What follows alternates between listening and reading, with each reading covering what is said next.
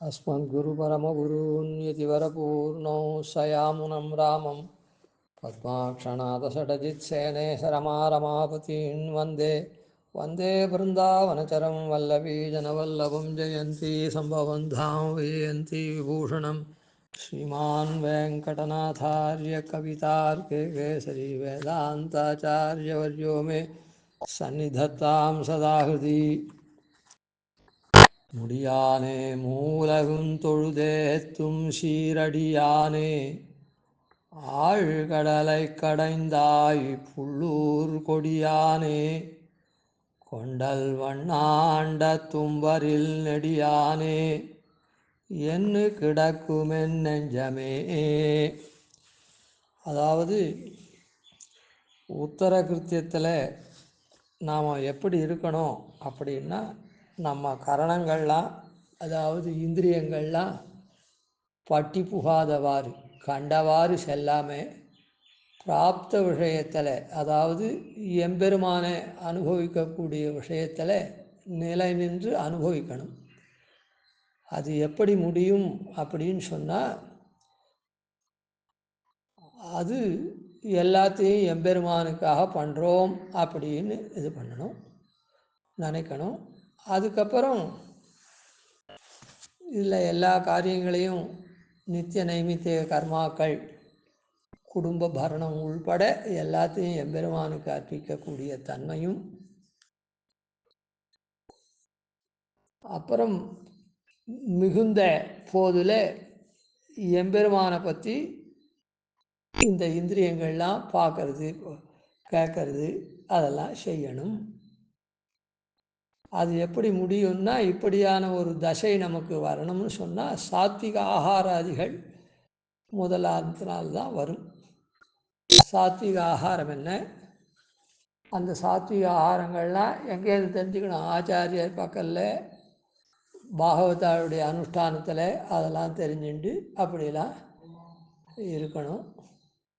அப்புறம் நல்ல விஷயங்களை கேட்கறது அதெல்லாம் பண்ணணும். அதனால் நாம் இந்திரியங்களை அடக்கி எம்பெருமான் விஷயத்தில் இது பண்ணணும்.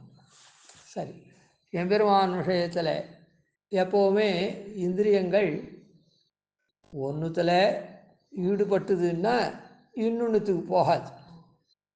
அது நல்லதோ கெட்டதோ ஒன்றுத்தில் ஈடுபட்டுடுத்து அப்படின்னா இன்னொன்று அது அபேட்சிக்காது. அதனால் தொந்தரவு வந்தால் தான் இன்னொன்றுத்தை அபேட்சிக்கும். மற்றபடிக்கு அது இன்னொன்று அபேட்சிக்காது. அதனால் உயர்ந்த வஸ்து கிடைச்சிதுன்னா அதில் தான் அது ஈடுபட்டு நிற்குமே தவிர தாழ்ந்த வஸ்துக்கெல்லாம் அது பாரிச்சுண்டு போகாது. அதே தாழ்ந்த வஸ்து கிடைச்சிதுன்னா அதை விட உயர்ந்த வஸ்து தாழ்ந்த வஸ்துவினால இடைஞ்சல் வந்ததுன்னா அப்புறம் உயர்ந்த வஸ்துவை நாடும். இல்லைன்னா அந்த தாழ்ந்த வஸ்துவிலேயே அப்படியே மண்டி கிடக்கும். சரி, அதனால் இங்கே சுவாமி தேசிகன் முடியானேலே படிக்கு விடாய்த்த கரணம் இருக்குதே, அதை பிராப்த விஷயத்தில் செலுத்தணும் அப்படின்னு சொன்னார். அதெல்லாம் நாம் அர்த்தத்தை இது பண்ணணும்.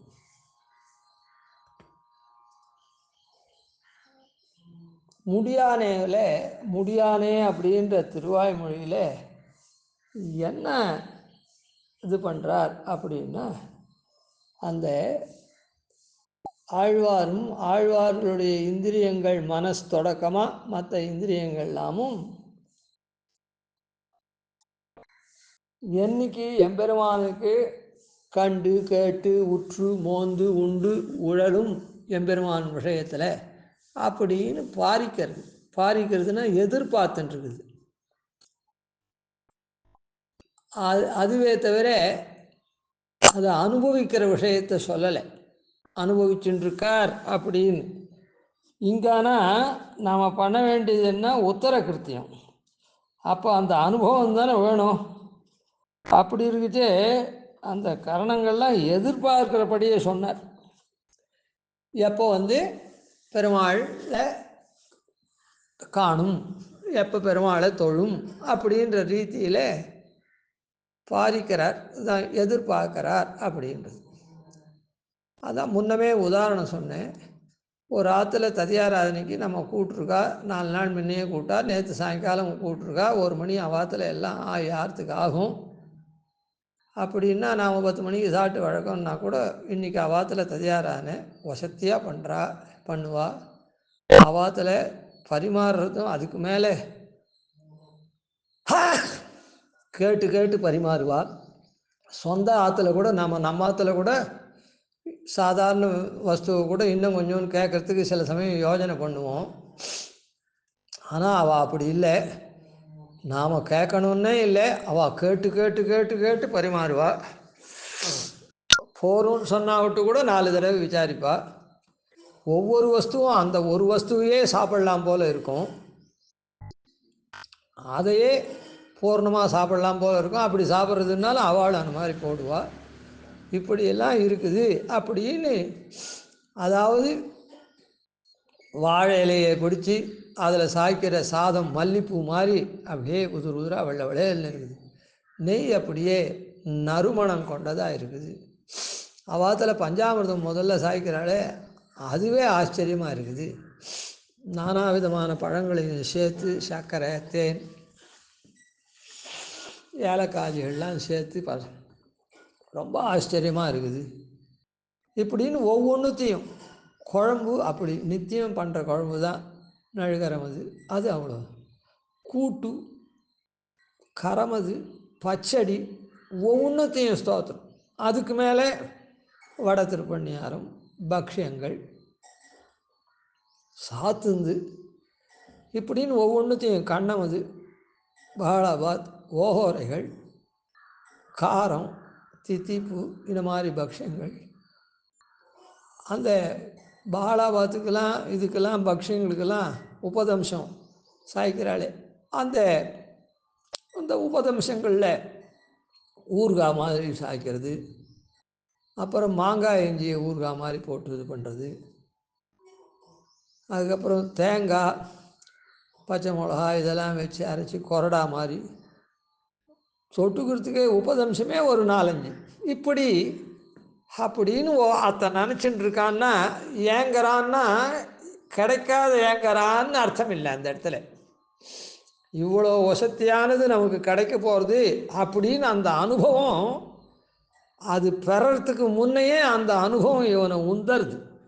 அதை பற்றி நினச்சி மற்றவாழ் இடத்துலையும் சொல்லிட்டு, அதனால் முன்ன நாம் சாப்பிடக்கூடாது, அது வரையிருந்தும் பொறுத்து இருந்து சாப்பிடணும், இல்லைன்னா அங்கே போய் சாப்பிட முடியாது அப்படின்னு இதர விஷயத்தில் கண் எடுக்காது. அதாவது கார்த்தால் இங்கே டிஃபன் சாப்பிடுவோமா, ஆற்றுல 10 மணிக்கு ஒரு காஃபியானா ஒன்று சாப்பிடுவோமா அப்படின்லாம் தோணாது.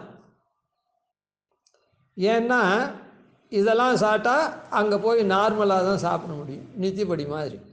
அந்த விசேஷ அம்சத்தை நன்னா பூர்ணமாக அனுபவிக்க முடியாது அப்படின்றதுனால, அதை பூர்ணமாக அனுபவிக்கணுன்ற எண்ணத்தினால இந்த சிற்றுண்டியோ அதுவோ பலாரமோ பட்சணம் இதெல்லாம் கார்த்தால் ஒன்றும் சாப்பிட தோணாது. அது கொஞ்சம் நாழி 10 மணிக்கு சாப்பிட்றவனுக்கு 1 மணின்றது அதிக நாழியாக இருந்தால் கூட அதை பொருட்படுத்தாது, அதை எதிர்பார்த்துட்டுருக்கும். இன்னொரு லௌகிக உதாரணம் அதை அப்படி.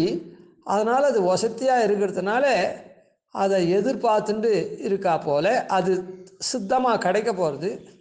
அந்த அனுபவத்தை எதிர்பார்த்துட்டு அது சொல்லிகிட்டே இருந்தால் சில பேர் என்ன சொல்லுவான், ஏங்கறான்னு சொல்லுவான். அடாடாடா, கார்த்தாலேருந்து சொல்லிகிட்டு இருக்காங்க அந்த ஆற்று ததியாராணியை பற்றி, இப்படி ஏங்குறான், ஒரே ஏக்கம், கார்த்தாலே போட்டால் சாப்பிடுவான் போலுது அப்படின்னு சொல்லலாம் சில பேர்.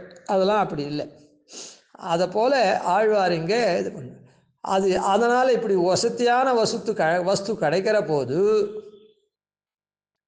இவன் இன்னொரு வஸ்துவை விரும்ப மாட்டான்.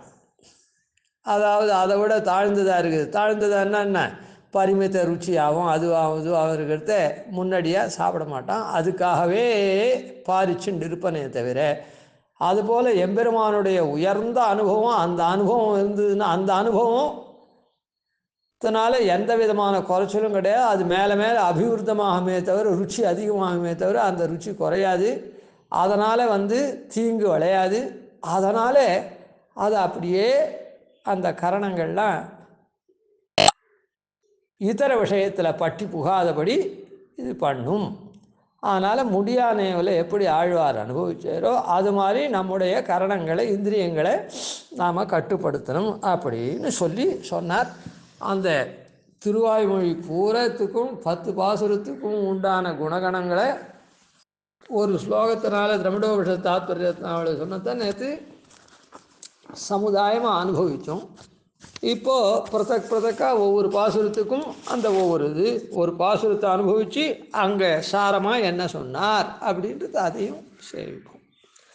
முடியானே மூலகும் தொழுதேத்தும் சீரடியானே ஆழ்கடலை கடைந்தாய் புள்ளூர் கொடியானே கொண்டல் வண்ணாண்ட தும்பரில் நெடியானே என்ன கிடக்கும் என் நெஞ்சமே.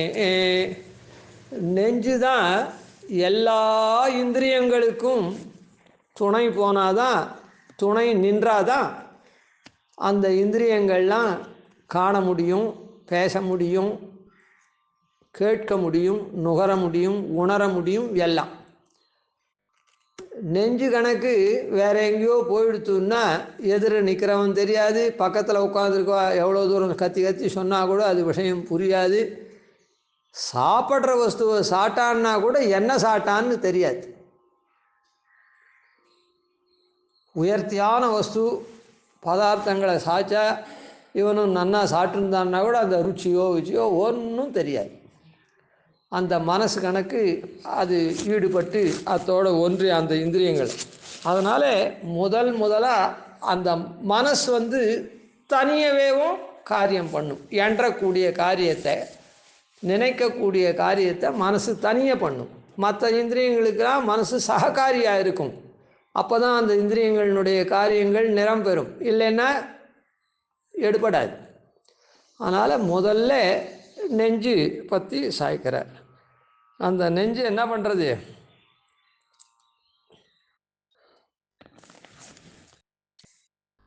பெருமாளை அப்படியே நினைக்கிறது. முடியானே. முதல்ல பெருமாள் எப்படிப்பட்டவன் அப்படின்னா, ஆதிராஜ்யம் அதிகம் புவனானம் ஈசிதே கிளமௌளி பிசுனையன்னு கிளமௌளிகி அப்படின்னு இவன் தான். இந்த திருமுடி இருக்குதே பெருமாள் இடத்துல சாத்தின்னு இருக்க கிரீட்டம், அதுதான் இவன் உபய விபூதி நாயகன். ஆதிராஜ்ய சூச்சகமாக அது அமையிறது. அந்த பெருமாள் சாத்தின்னு இருக்க கிரீட்டம் இவன் தான் உபய விபூதி நாயகன் அப்படின்றத நமக்கு காண்பிச்சு கொடுக்குறது. அப்போ உபய விபூதி நாயகன்னு சொன்னால் அந்த உபய விபூதியும் இவனால் ஆளப்படுறது, ரட்சிக்கப்படுறது, இவனுடைய சொத்தாக இருக்குது, எல்லாம் தெரியுது. அதனால் அதுதான் முதல்ல வேணும், உபய விபூதி. உபய விபூதியில் தான் நாமும் ஒரு மூலையில் இருக்கோம். உபய விபூதி ஐஸ்வர்யத்தையும் மூலையில் இருக்கவனுக்கும் கொடுப்பான். எப்படி ஒரு ராஜாவாகப்பட்டவன் தன்னுடைய பிரஜைக்கு எல்லாருக்கும், அதாவது உயர்ந்தோர் தாழ்ந்தோர்ன்ற பாகுபாடு இல்லாமல் எல்லாருக்கும் குடிக்க தண்ணி, மின்சாரம், போக்குவரத்துக்கு ரோடு சாலைகள், அதே மாதிரி சொந்தமாக வண்டி வச்சுருக்க முடியாதவனுக்கு வேகமாக போகிறதுக்கு பஸ்ஸெல்லாம் விட்டு, இந்த மாதிரி எல்லாருக்கும் எல்லா நன்மையும் கிடைக்கிற மாதிரி அவன் பண்ணுறானோ இல்லோ. அதுக்கு அந்த உபய விபூதி நாயகனாக இருக்கக்கூடிய தன்மை, அவன் ராஜான்னு தெரிஞ்சாதான் எல்லாத்தையும் நன்னா பண்ணுவான்.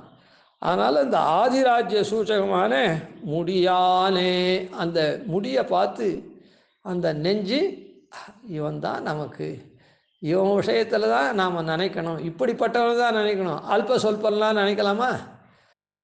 நம்ம கை கொள்றவன், நம்ம காக்கிறவன், யாரோ நமக்கு வேண்டியதை தரவன், பிரார்த்திச்சா நமக்கு எல்லாத்தையும், அவனை தான் நாம் நினைக்கணுமே தவிர அல்ப சொல்பமாக இருக்கவன்லாம் நினைக்க முடியுமா? அதனால் முடியானே.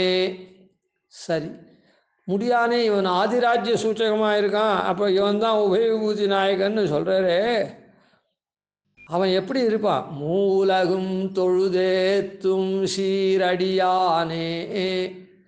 3 உலகங்களும் தொழுதேத்தக்கூடியதான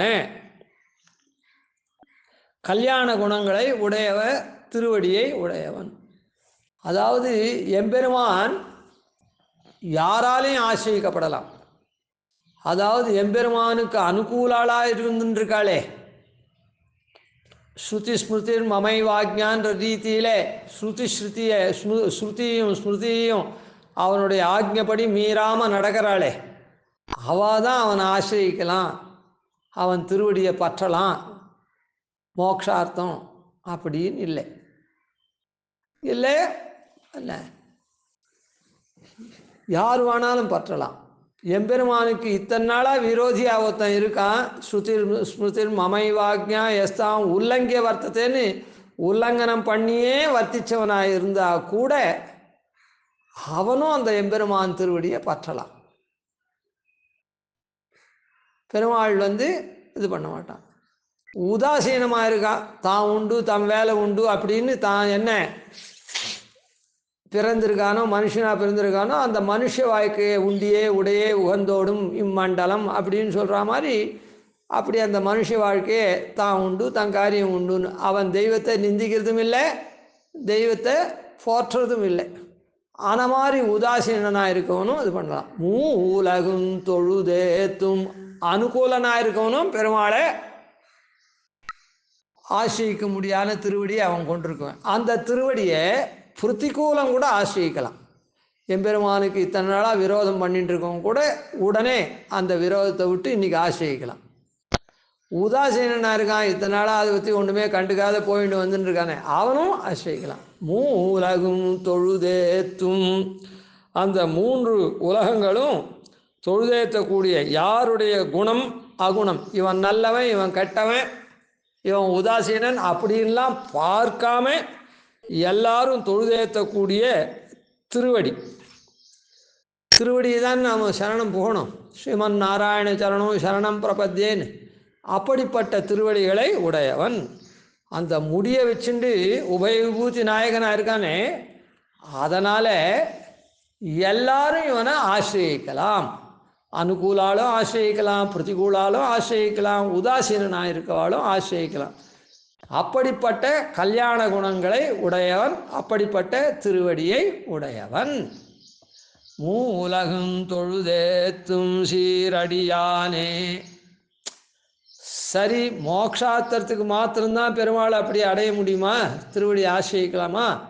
அப்படின்னா நாம் இந்த லோகத்தில் இருக்குமே, நாம் வைகுண்ட லோகத்திலே இருக்கோம் இல்லை, நாம் நித்தியசூரிகளா முக்தரா இல்லை, நாம் இந்த லோகத்தில் இருக்கோம். இந்த லோகம் ஆசா பாசங்களுக்கெல்லாம் உண்டானது, ரஜோகுணம் தமோ குணங்களால் உடையதாக இருந்து, அதனால் இங்கே வாழ்க்கைக்கு சில பலன்கள்லாம் வேணுமா இருக்குது.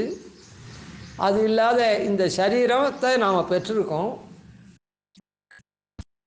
இந்த லோகத்தில் நம்முடைய புண்ணிய பாப வசாத்து இந்த சரீரம் நீட்டிச்சு இருக்கிறதுக்கு, சரீரம் வாழறதுக்கு இங்கே உண்டான பலன்லாம் வேணும். அந்த பலனுக்காக ஆசிரியிக்க முடியாதா? அப்படின்னா அப்போ அந்த திருவடி இது பண்ணாதன்னா அதுக்கும் பண்ணும். அதாவது பிரயோஜனாந்தரம், எம்பெருமானுடைய கைங்கரியத்துக்கு மாத்திரம்தான் எம்பெருமானை ஆசிரியிச்சா அவன் பண்ணுவான்னு இல்லை. பிரயோஜனாந்தர பரரா வேறு பலன்களை நாம் கேட்குறதா இருந்தால் கூட, வேறு பலன்கள்னால் என்ன, இந்த லோகத்தில் வாழணுமோ இல்லை, இந்த சரீரம் இருக்கிற வரையில் சரணாகதி பண்ணிட்டா கூட சரீரம் முடிவில் தானே மோட்சம் கேட்க போகிறோம். அப்போ அது வரையில் வாழணுமே, அப்போ அதுக்கு உண்டானதெல்லாம் நமக்கு வேணுமே, அதுக்கு கேட்கலாமா? கேட்டால் ஆசிரியிச்சா கொடுப்பானா? அப்படின்னா ஆழ் கடலை கடைந்தாய், தேவர்கள்லாம் என்ன பண்ணா, எனக்கு சாவாக இருந்தால் இருக்கக்கூடிய அமிர்தம் வேணும் அது இது அப்படின்னு சொன்னான். அப்படி பிரயோஜனாந்தரத்துக்காக ஆசிரியிச்சாலும் அவன் என்ன பண்ணுவான், ஏதோ ரொம்ப சுலபமாக இருந்தால் தான் கொடுப்பான். அவன் ரொம்ப வருத்திக்க மாட்டான் தன்னை, ராஜாவானத்தினால தன்னை வருத்திக்க மாட்டான், சுலபமானத்தை பண்ணுவான். அப்படின்னு இல்லை. ஆழ்கடலை கடைந்தாய், ரொம்ப ஆழமான கடலை கடந்து தேவர்களுக்கு அமுதத்தெல்லாம் கொடுத்தான். அதுபோல சிரமப்பட்டு வேண்டுவார் என்ன கேட்குறாளோ தன்னை ஆசிரியிச்சு சதுர்ணாம் புருஷார்த்தானாம் தாத்தா அப்படின்னு தர்மார்த்த காம மோக்ஷம் 4 புருஷார்த்தத்துக்காகவும் நாம் அவனை ஆசிரியிக்கலாம். அவன் நமக்கு அந்த காரியத்தை பண்ணி கொடுப்பன். அது எவ்வளோவா இருந்தாலும் எவ்வளோ சிரமமாக இருந்தாலும் அனாயாசன பண்ணி கொடுப்பன். புள்ளூர் கொடியானே, இது எப்படி இருக்குது அப்படின்னு சொன்னால், இந்த மாதிரி எம்பெருமான் நமக்கு அருளக்கூடியவன். அதுவும் எப்படி ரொம்ப அதித்துறையாக வந்து அனுகிரகம் பண்ணுவன். அதை காண்பிக்கிறதுக்கு புள்ள ஊர்தியாக வச்சுட்டுருக்கான். தான் கருத இடத்துல உடனே போய் ஆசிரித்தாளுக்கு சேவை சாய்ச்சி அவளுடைய துயரை களையக்கூடியவன். அதுக்காக அவன் வாகனத்தை வச்சுட்டுருக்கான். இப்போ திரௌபதிக்கு போய் கஜேந்திராழ்வானுக்கு கருத்மான் மேலே ஏறி போய் துயரை களைஞ்சான். ஆனால் திரௌபதிக்கு அந்த மாதிரி பண்ணானா? பண்ணலை. ஏன் பண்ணலை அப்படின்னா, திரௌபதிக்கு அவன் நேரம் வரணும்னு இப்போ அவனை இப்போ திரௌபதி அவனை சேவிக்கக்கூடிய நிலைமையில் இல்லை. அதனால் அங்கே போகலை பெருமாள். அவள் ரஜஸ்வலையாக இருந்தாள்.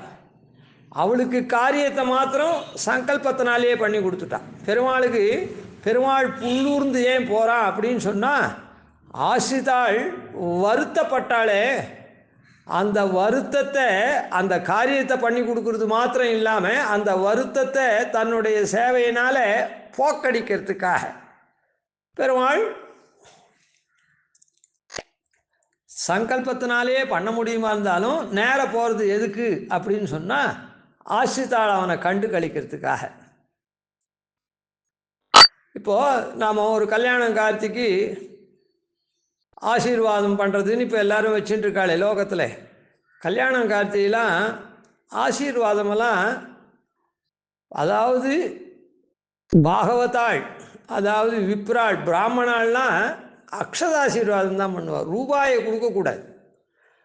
நாம் கல்யாணத்தில் மற்றவாளுக்கு தான் தானம் பண்ணணும், பிராமணாளுக்கு தானம் பண்ணணும்.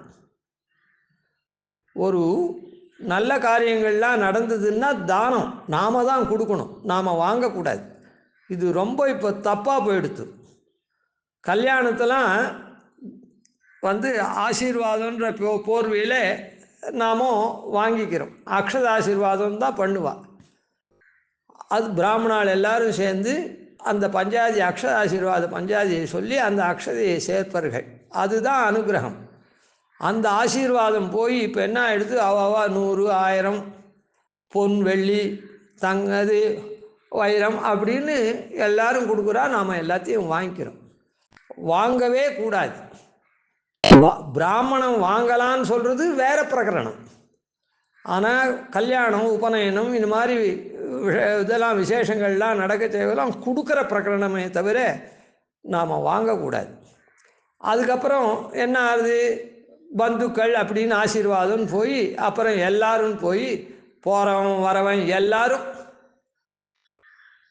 ஆசீர்வாதம் அப்படின்னு சொல்லிட்டு கிஃப்ட் அப்படின்னு சொல்லி கொடுக்குறான். இது போகிறவன் வரவெல்லாம் கிஃப்ட் கொடுக்குறது என்னதுன்னா அனர்த்தம்தான். அந்த பாபத்தை தான் நம்ம வாங்கிக்கிறோம். அவன் எப்படி அந்த பணத்தை சம்பாதிச்சானோ, அது பாப்பமாக லஞ்சம் வாங்கி சம்பாதிச்சானா, கொள்ளை அடித்து சம்பாதிச்சானா, கொலை பண்ணி சம்பாதிச்சானா, பொய் சொல்லி சம்பாதிச்சானா, அந்த மாதிரி அப்புறம் தேவதாந்தர ஸ்பர்ஷமாக இருக்கவன்லாம் கொடுக்குறான்.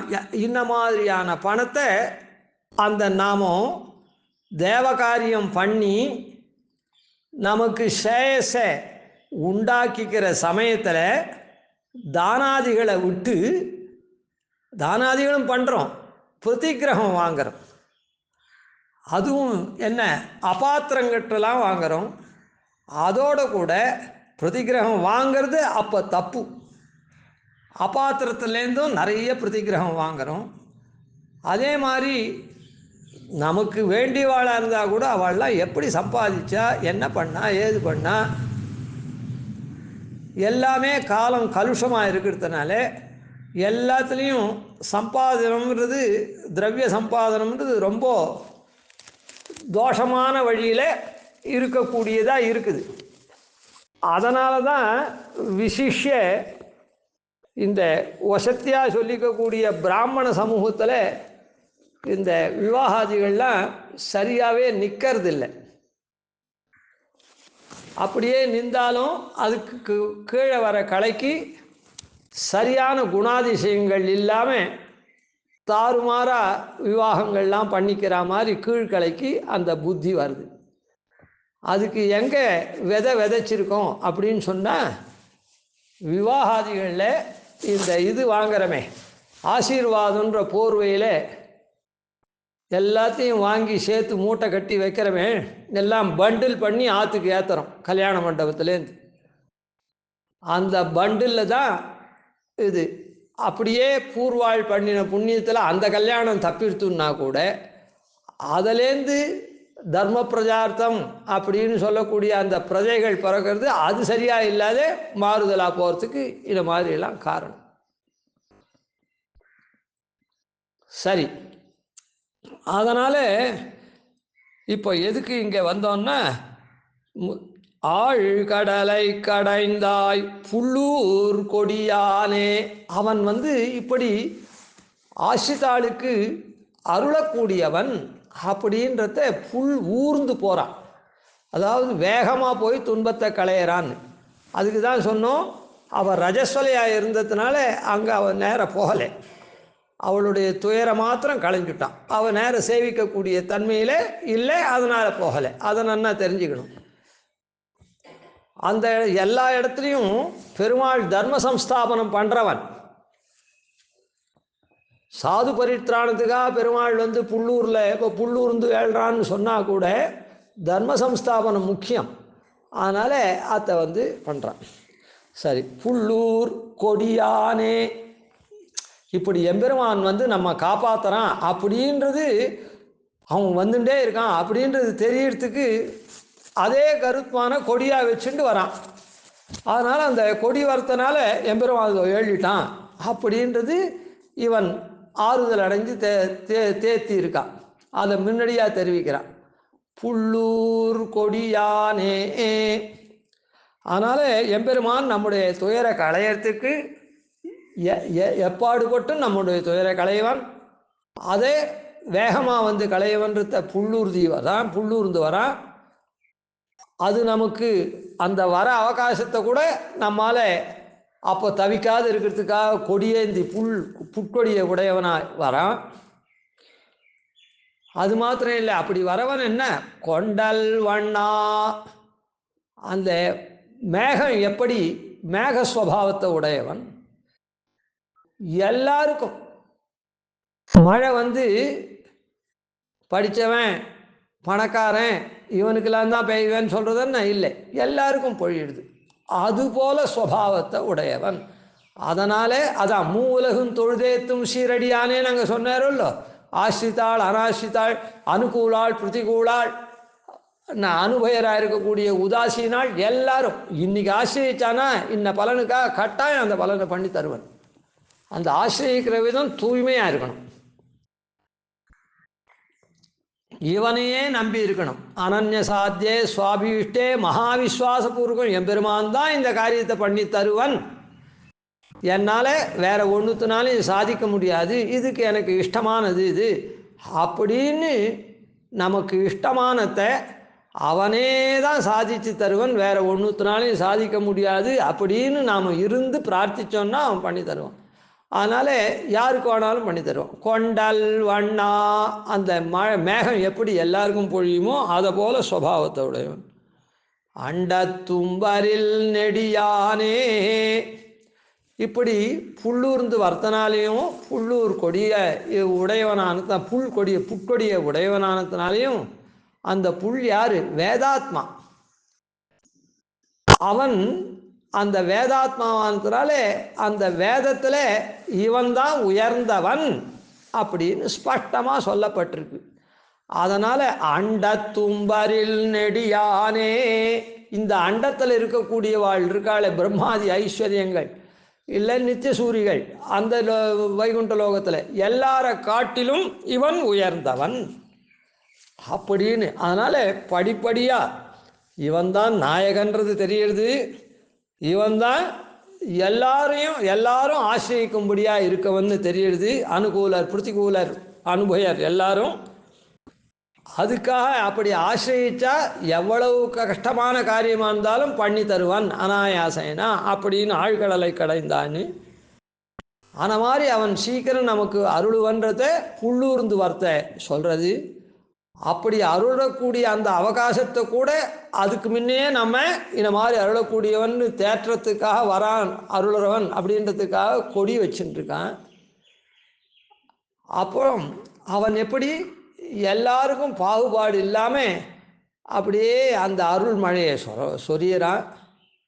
இவனுடைய ஐஸ்வர்யம் புல்லூர்ந்து வரத்தனால இன்னும் என்ன தெரியுது அப்படின்னு சொன்னால், இந்த லோகத்தில் இருக்கக்கூடிய எல்லார காட்டிலும் இவன் உயர்ந்தோர்களை காட்டிலும் உயர்ந்தவனாயிருக்கான் அப்படின்னு.